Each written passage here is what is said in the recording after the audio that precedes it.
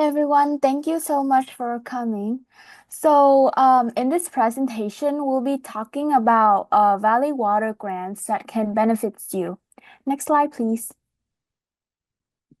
So, a little bit about who or what Valley Water is.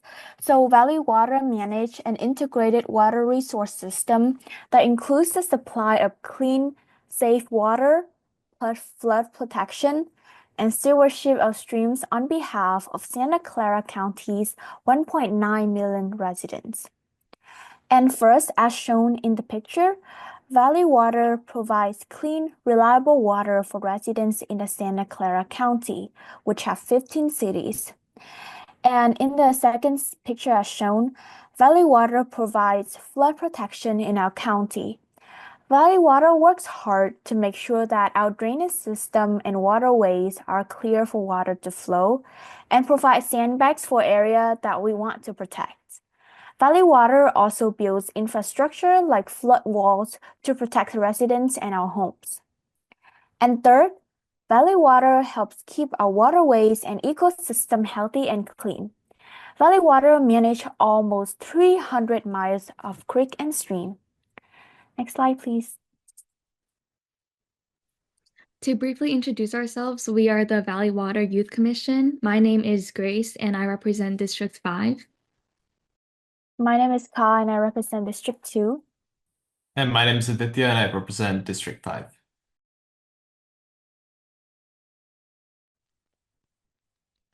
So the Youth Commission is made up of 21 students from throughout Santa Clara County, and 3 students represent one district, and they're selected by the 7 board members. And we help the board with public policy, education, outreach, and all sorts of matters that impact Santa Clara County youth.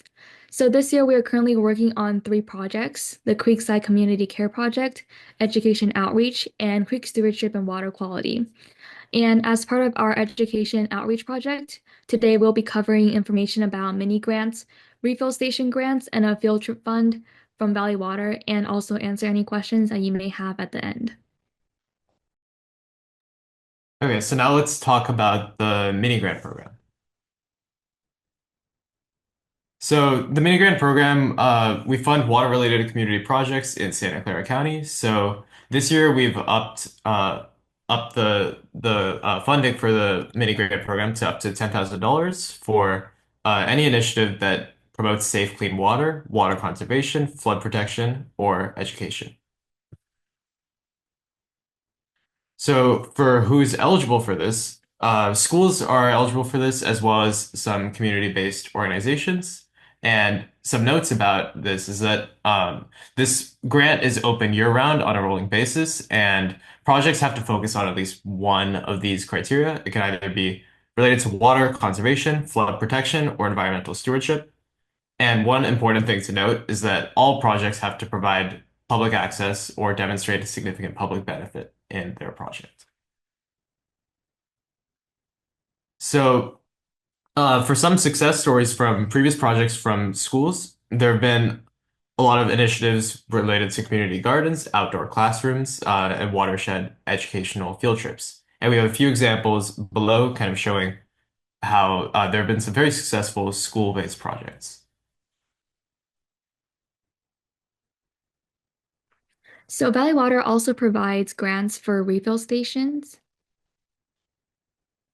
And these refill stations are really important because they help provide clean, accessible water and also reduce waste from plastic water bottles. And the grant gives a total of $5,000. And all sorts of organizations can apply for the grant, and that includes public agencies, schools, nonprofits, organized community groups, and also private entities. And the main important thing is that they have to be located within Santa Clara County and they have to be accessible to the public. So there can't be any membership or fee to use the station. And in terms of the process for applying for the grant, in total, it takes around 2.5 months. And the applicant only has a year to finish the installation of the station. So first, you would have to fill out an application and make sure that you meet the requirements, and you can submit it to the flux grants management system. And then if the application meets all the requirements, then the grant will be awarded within about 2 to 4 weeks.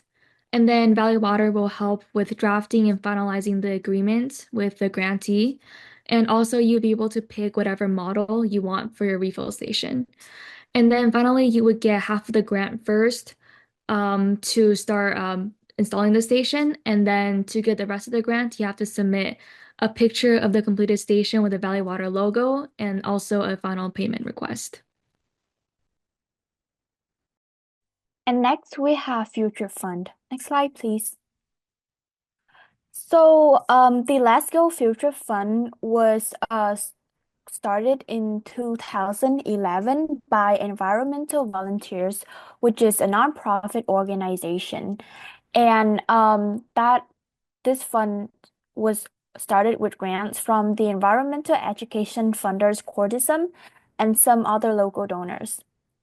The purpose of this fund is to support low-income schools and youth-serving organizations for field trips. A special thing about this fund is that it only covers transportation and no other fees are covered. Next slide, please. So who is eligible to apply for this fund? Well, school and organization within the Bay Area County with proof of socioeconomically disadvantaged student population can apply, and the grade level are from kindergarten to 12th grade. This field trip fund only support field trips that fall under the categories of science, nature, or environmental based or outdoor trips. Some note that you should keep in mind when apply for this fund is that you should apply as soon as possible to the limited grant this year, and all of the field trips must take place before June 30th. Another thing is that each class or group of students is eligible for only one grant award per school year. And for more information, you can visit the Environmental Volunteers main website. Next slide, please.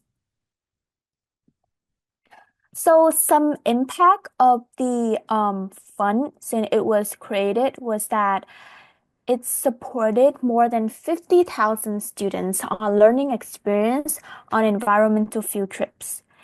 It had provided more than 800 field trips and third, more than 1,000 transportation bus was provided. Next slide, please. So a very special thing about this field trip is that we have Valley Water like fund us. So basically, because this trip is funded by Valley Water, you will get double the amount of transportation budget, which in total is $1,000. And some of the free field trip locations that we recommend you to kind of register or go to first is the Silicon Valley Advanced Water Purification Center. So in this location, you will be learning about the water purification technology and process behind the water that we use every day and how purified water can protect the environment. Another location that we recommend you to go to is the Alamitos Outdoor Classroom Field Trips. So this field trip will feature a light walking trail around our percolation pond and an operating dam and fish ladder and fun activities that can support and engage your students. The grade level that can apply to go to this outdoor classroom field trip is from 3rd to 12th grade, and the duration is about 2 hours. Next slide, please. So now let's talk about a few of the success stories with some of these grants. So the first success story that we're going to be talking about is we're going to be showing a quick video that highlights Milpitas High School's water refill station.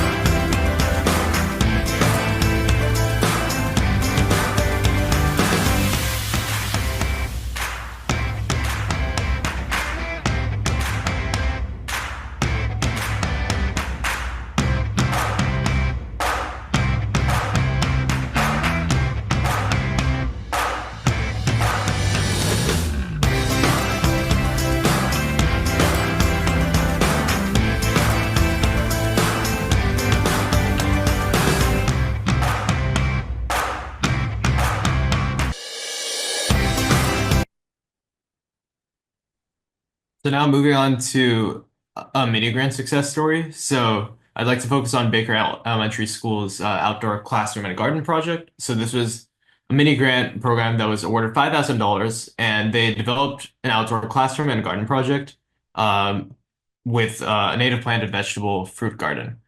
And the purpose of this was to highlight the significance of sustainable agricultural practices to educate students. And the impact of this was that over 100 students engaged in planting and caring for this space. And now we'll show a quick video for that.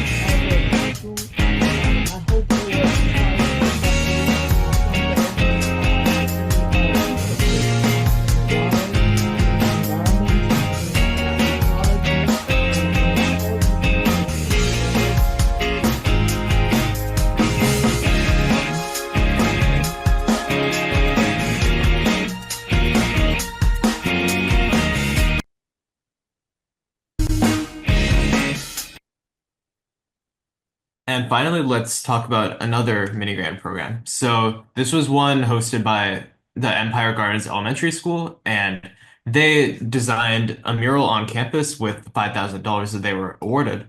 So the purpose of this was to educate students and visitors about some of the wildlife within Coyote Creek, including some of the birds, bugs, fish, and trees. And they collaborated with their school's facility management to design the mural, and yeah, the key impact was raising awareness for the wildlife in the area. So we have a 10-minute video over here, but we're not going to show it here. So I believe that Liz is going to drop the link in the chat.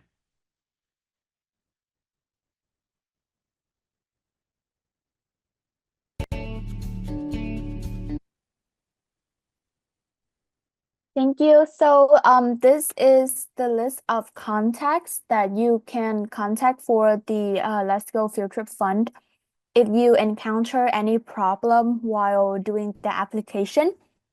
So we have the link for sign up and the contact information, including emails and phone numbers for Valley Water Field Trip locations.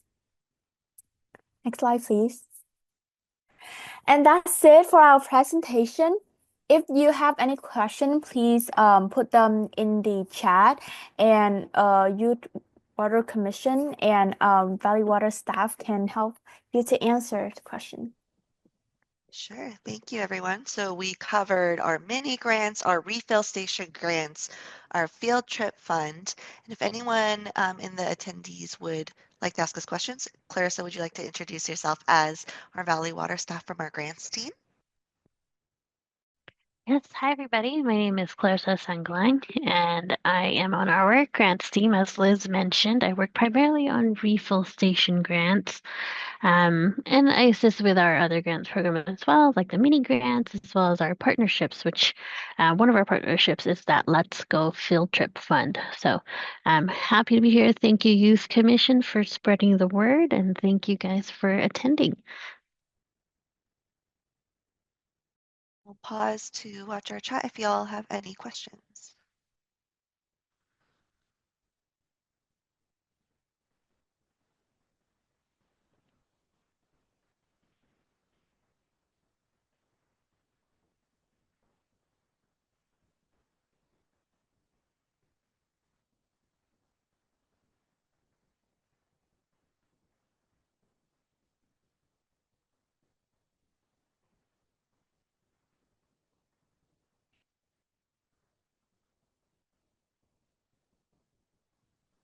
Yeah, I have a question actually for Clarissa. So if there are any students who are out there listening to this, what's the best way that they can get started to do a project at their school? Yeah, I would say one of the first things a student should do would be to either talk to their principal or at least a teacher at their school to um, get them to agree to kind of help with this project.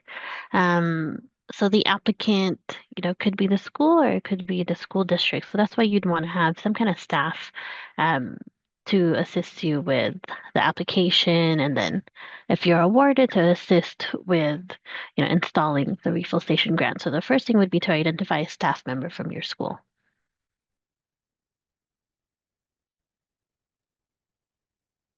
All right, thank you, Clarissa. We did receive a question as well about, can PTAs or other school affiliated organizations apply? Yeah, that is a good question. The answer is yes. One great example we have is a Girl Scout troop was interested in applying for a refill station at, the troop members' elementary school. So they got in contact with someone from the school, and they were also able to get in contact with someone from the school district. And, they worked out a system where the district applied, but the Girl Scout troop kind of carried out some of the project tasks. They helped, gather the staff, let them know what's going on. The troop is doing some of the outreach, and they're at the stage now where it's close to project completion, and our education outreach team will be coming out to the schools to do a presentation. So really the catalyst was the Girl Scout troops, and they were like the project managers pretty much. They just identified the staff, and they helped organize everyone and make sure that they're doing the tasks that each person was supposed to do.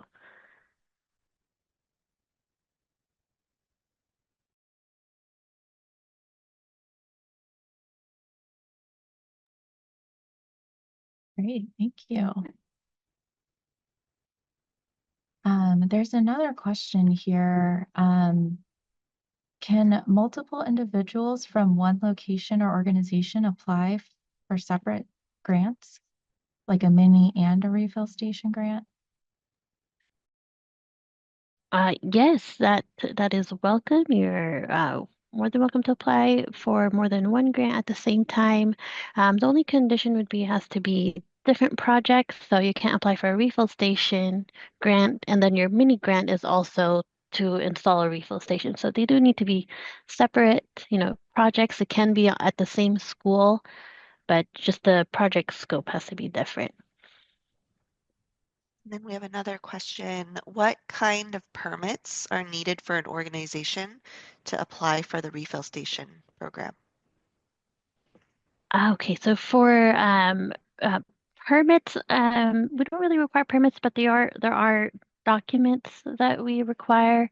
The two easiest ones would be a picture of the installation site. So a lot of refill station applicants, they already have the old school water fountains and they just want to upgrade to a refill station. So you just take a picture of that, and that's the document. Or if there's no fountain at all, maybe the picture would be of an empty wall because that's where you plan to install the refill station. So that's one requirement. Another one would be a map of the school. So that's pretty easy to get. If they don't have a map, then even like a screenshot of like a Google Map satellite view, and you would just mark where you want to install the refill station on that map. So those are the two easiest required documents. The other ones, it may take, a little research to get, um, but it would be property owner permission. So whoever owns that property, we do need their permission to install something on their property. So that's one document. The other one would be we call it the delegation of authority, but basically it's a document that tells us who can legally sign a contract on behalf of whoever is applying or whichever entity is applying. So if the school is going to apply, then who's allowed to sign a contract on behalf of the school. If PTA group is going to apply, then who's allowed to sign a contract on behalf of PTA? So we call that delegation of authority document. And then the last one would be a W-9 form. It's a form uh, that tells us your tax ID number. And it's a one-page form. It's pretty simple, and most organizations know how to find their tax ID number. And that form just officially tells us your number.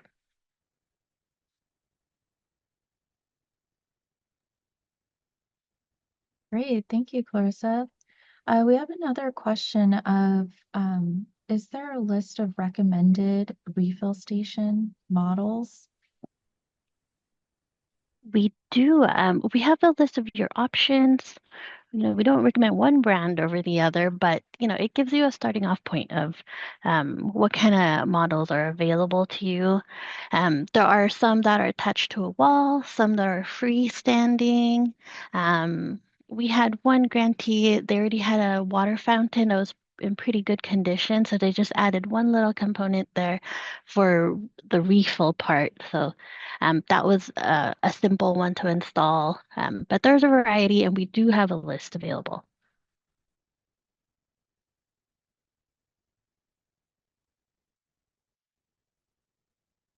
Great, thank you, Clarissa.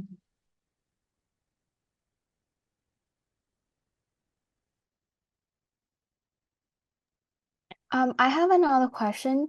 So for the Let's Go Future Fund, what does it mean by proof of socioeconomically disadvantaged students for like school to apply? For that one, so there's different income levels that they base on like geographic areas.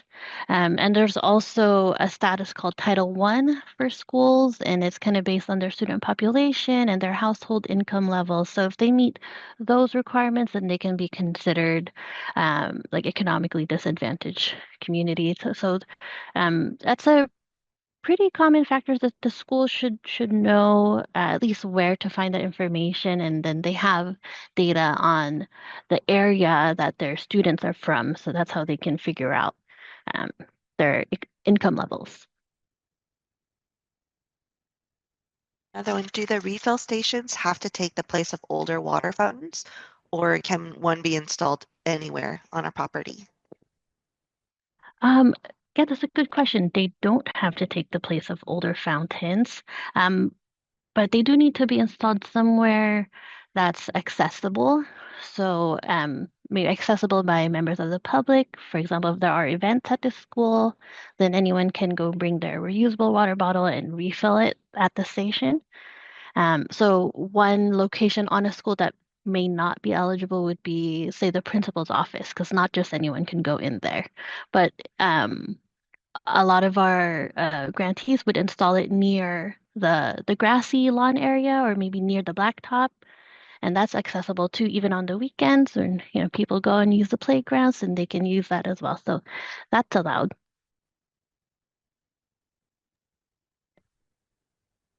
I have a question. Before we submit the application, can we contact you to review the project? And if so, what's the best way to contact you?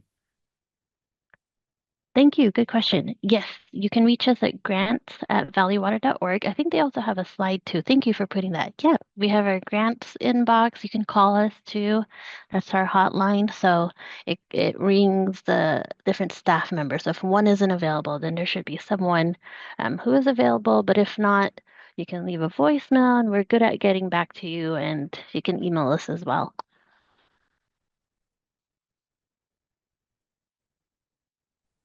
And then we have, what kind of locations are allowed for a refill station other than schools?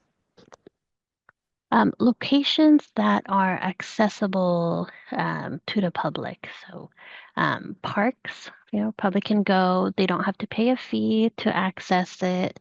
Um, and let's see, community centers, that's also one good location. Basically, if the public can benefit from that refill station without having to pay a fee or without, having to be a member, then that would be a good spot. But again, you can contact us to check.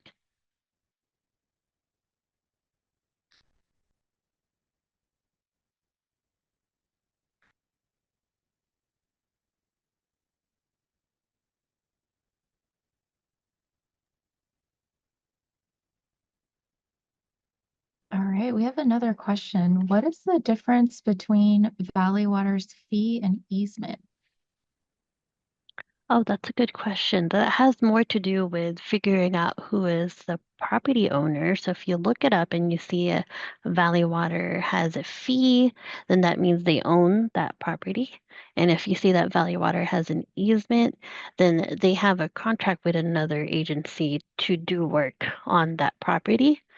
So if you're trying to figure out who do you need to get permission from, is it Valley Water property? And if it is, then you'll need Valley Water's permission. So fee Valley Water owns. If it's easement, then we have a contract to do specific work on that property.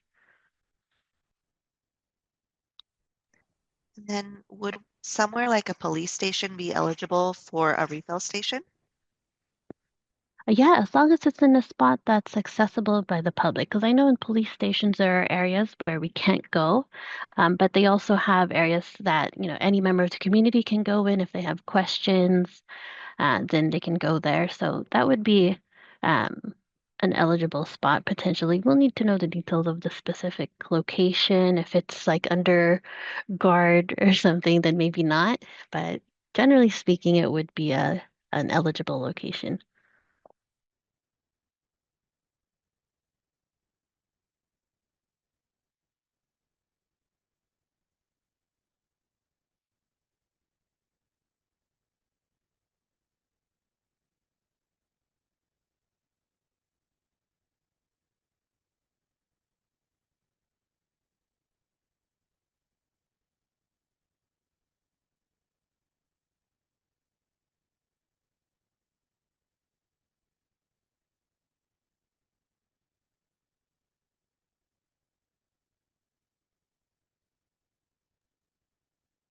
I think we have a question about one of the field trips for the Silicon Valley Advanced Water Purification Center. What is the age ranges or grade levels that are eligible to go on that field trip?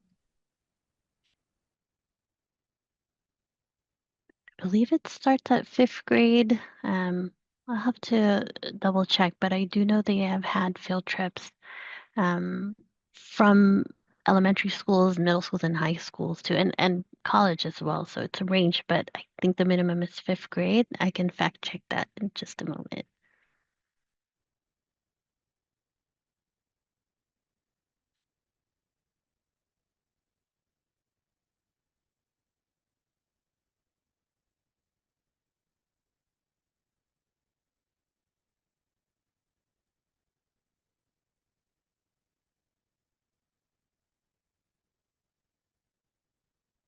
Thank you. So many great questions. Thank you, everyone.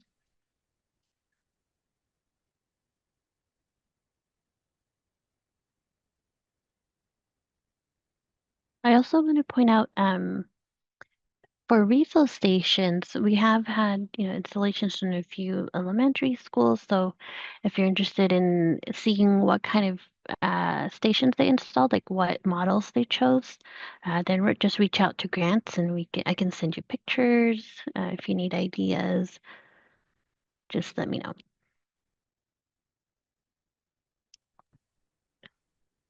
I'm not sure if this was asked, but I was wondering, can I apply for more than one water refill station for my facility? Um, if it's a large location and you're serving maybe different members of the community, then possibly.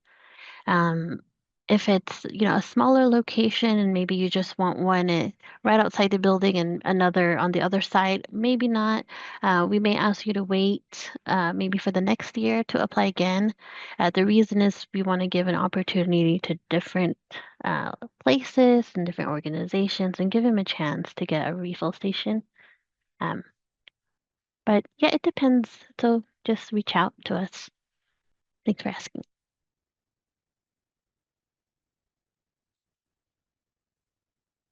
Thank you. How much funding is still available for the mini grants and the refill station grants this year?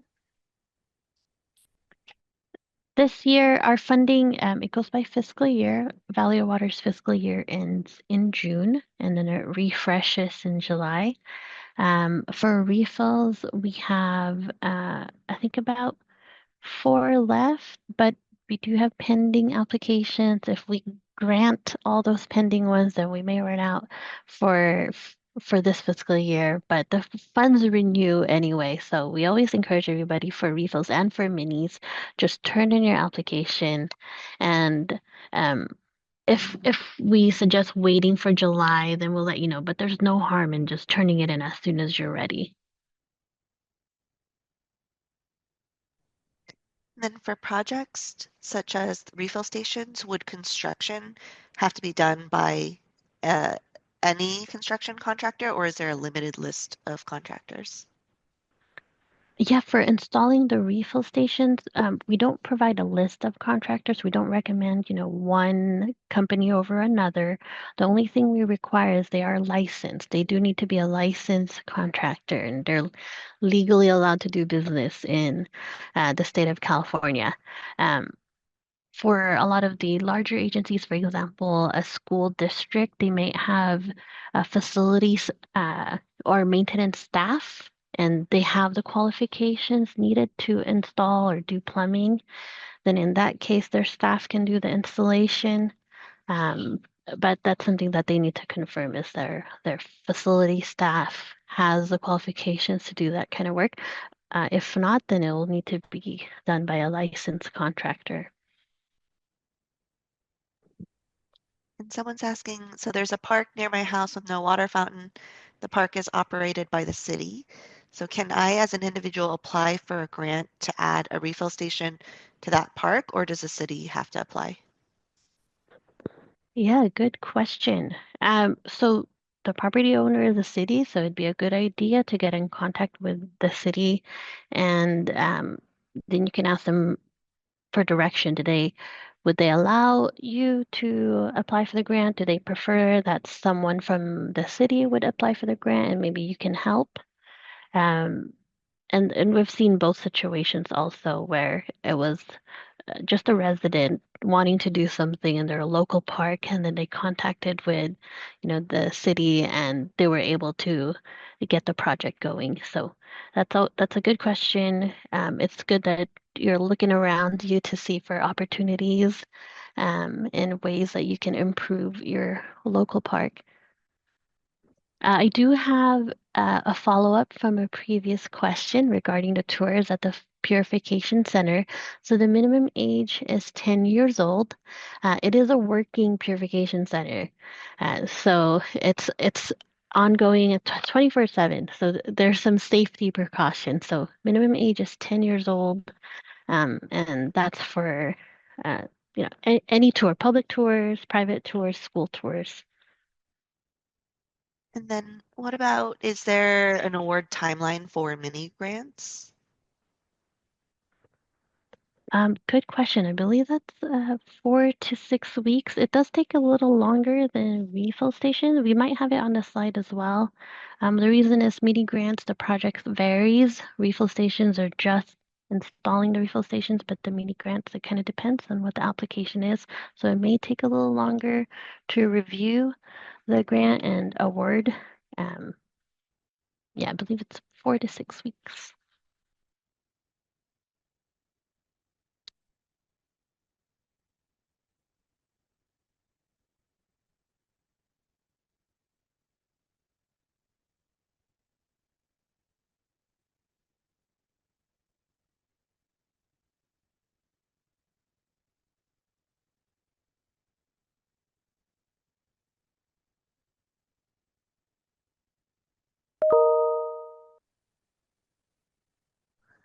And where can I learn about types of refill stations that would qualify? We do have a list we can provide of the different models of refill stations. It's not, a recommendation of those models. It's just a list to help get you started. But we do define refill stations as something that will help you easily refill a reusable water bottle, because the regular water fountains where you have to bend down and drink from it, it's not as easy to refill your bottles using those stations. So refill stations are specifically, um, built for refilling containers.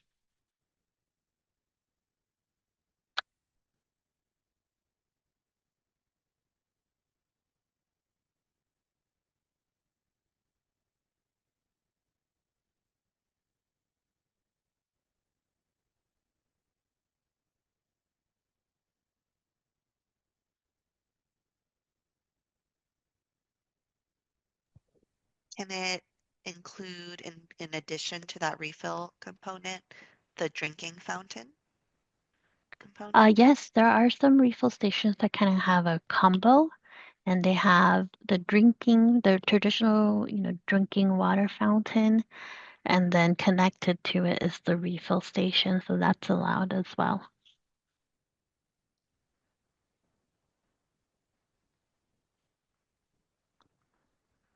There is a question on if the slides and the recording will be available after this session.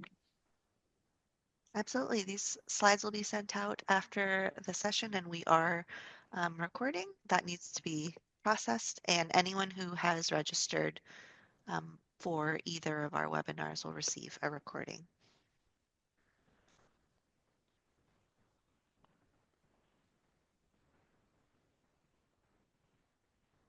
And we have another question here of how do you get on the Valley Water Youth Commission? Oh, I'm wondering if any of our youth commissioners want to speak to how you can get on the youth commission.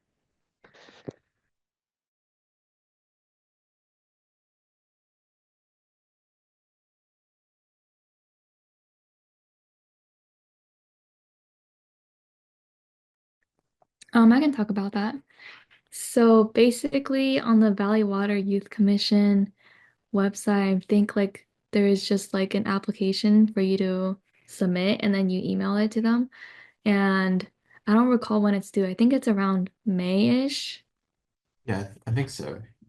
Yeah, and then once you are in, if you get on the commission, then you serve for 2 years and you don't have to like reapply in between. And then after that, you can either stay on or you can leave. But don't leave. Yeah.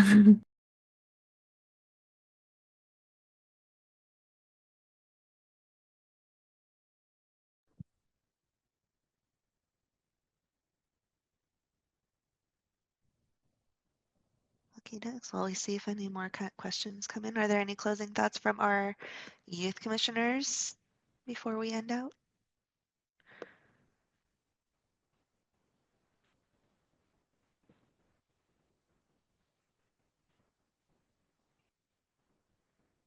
Okay, next. So there was a slide. There's a slide where we had a video of one of our success stories. So I'm going to go ahead and as we close out, play that video. And then if you're able to stay and watch that video, great. Otherwise, thank you so much for joining us today to learn about opportunities for grants at Valley Water. So I'm going to go back to that.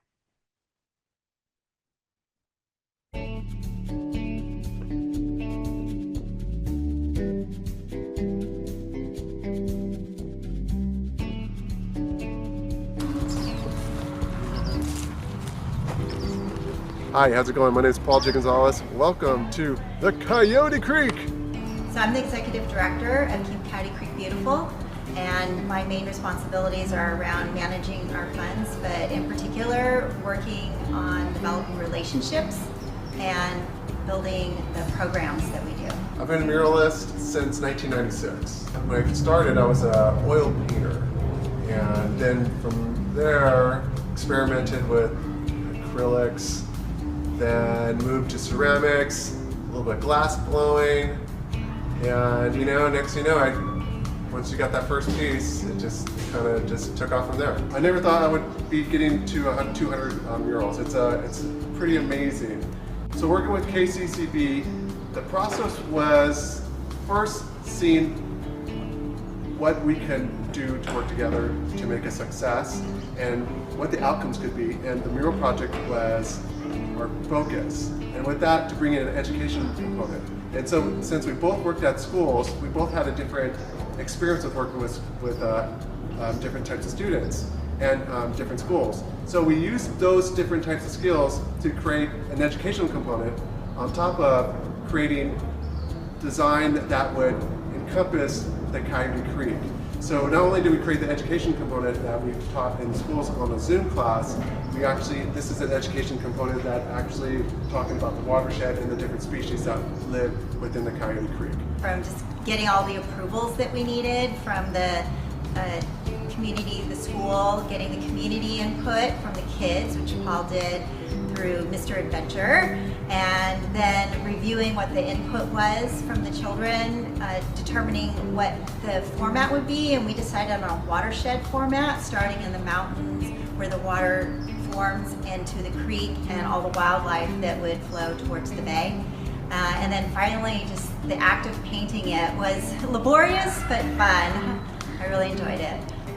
We started this project now probably last year, and so we started with the concept.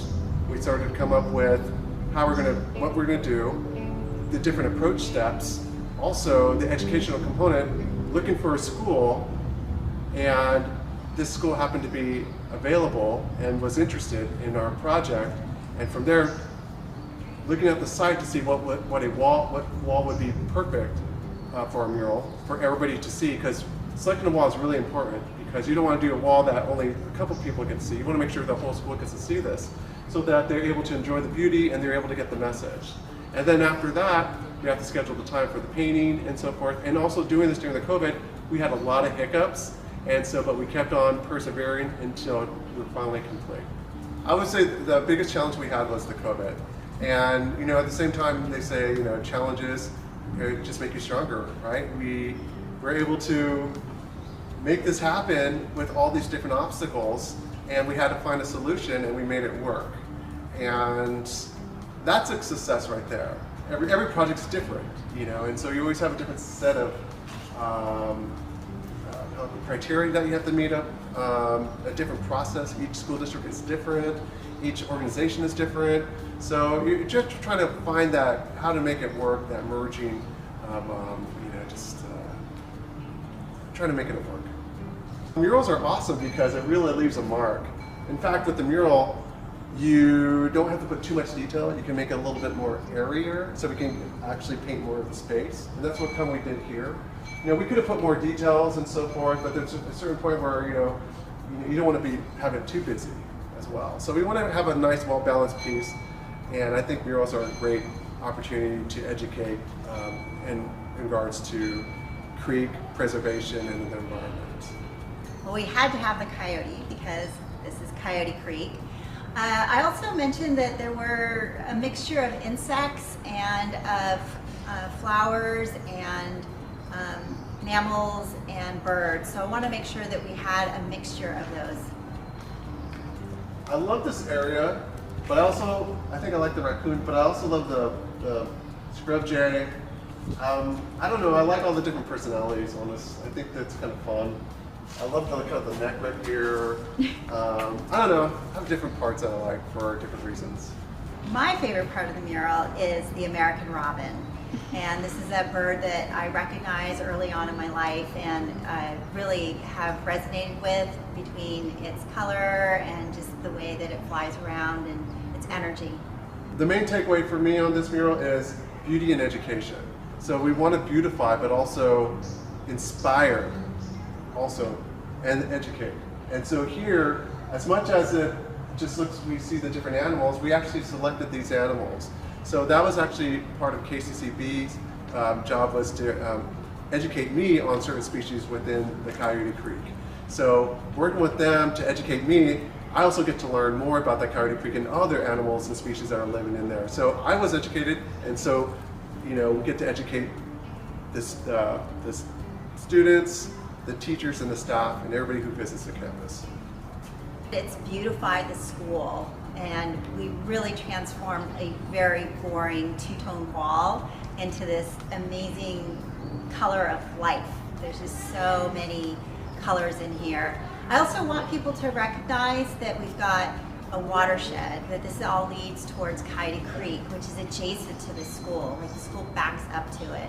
And that's really important for the youth here to know, is that they do have this creek, and that this creek has a lot of life. We also help people to get engaged and learn more about nature through our bio blitzes and coming out and doing creek cleanups. So I feel like there are ways through our organization, but also others, that connect people with nature. But it just starts with looking out the window or taking a step out in your yard and seeing what's there. Once you start to be involved, whether it's a creek cleanup, neighborhood cleanup, or just start looking at these different resources that are out there and start connecting with people, then it opens up the door. And then you just continue with those efforts. And next thing you know, you're part of removing tons of trash out of the creek. You're part of the awareness of, well, what am I doing that's impacting the environment? So then I start to reflect on myself to see, well, what kind of changes can I do besides just clean up the creek? And then also at the same time start to share it. So once you get the door open and you have the interest and you start to go out there and reach for it, I think it just opens up. So I always tell everybody, just try it out, get involved, and just open your mind about how you can have an impact. We all can have an impact if we really just open our minds and be active to it. We've just been enjoying watching the artists paint every day the mural and seeing something new every day. And in particular, this is one of my personal favorite parts because we study insects in our class. So we talk about the milkweed that the monarch caterpillar feeds on, and then of course the beautiful monarch butterfly, which we can find in our environment. It has antennas like that. That's right. The caterpillar does have antennae. Right there on its butt. A bee! Our bee, that's right. Looks like our honeybee maybe, or a black bee. Western carpenter bee. Oh, the Western carpenter bee. So it's one of the native bees to this area. The reason that we put them in this order is so that we start at the top of what's called a watershed, where the mountains are and the water flows into Coyote Creek, right behind your school. Boys and girls, are these two mallards the same color? No. No, they're not. They're a little bit different. Yes. It is the mom. We called her the female. Say female. That's the daddy. That's right. So can we say thank you to our artist friends for making our building was kind of boring before. It was just brown. Thank you. This is beautiful. Now look how gorgeous it is. You like it. Thank you, artist. And I can't hear you. I can't hear you. There we go. All right. So next time I see you, hopefully you're taller and taller, and maybe you'll catch up to the pocket gopher. All right. Okay. Bye, you guys. Bye. And thank you for making our school so beautiful and giving us something to look at and learn about. Oh, this was amazing. I've been wanting to work with Paul forever and finally figured out a way to do that through some funding that we had from one grant, and we wrote another grant, so I was able to get the funding that we needed and talk to a number of teachers and realized that the principal here was very amenable to having a free mural, so here we are. We are going to work together, Paul and I, on one in Hellier County Park, and we're going to be starting that shortly. And again, it's just really great that we're able to get some grants to make that happen.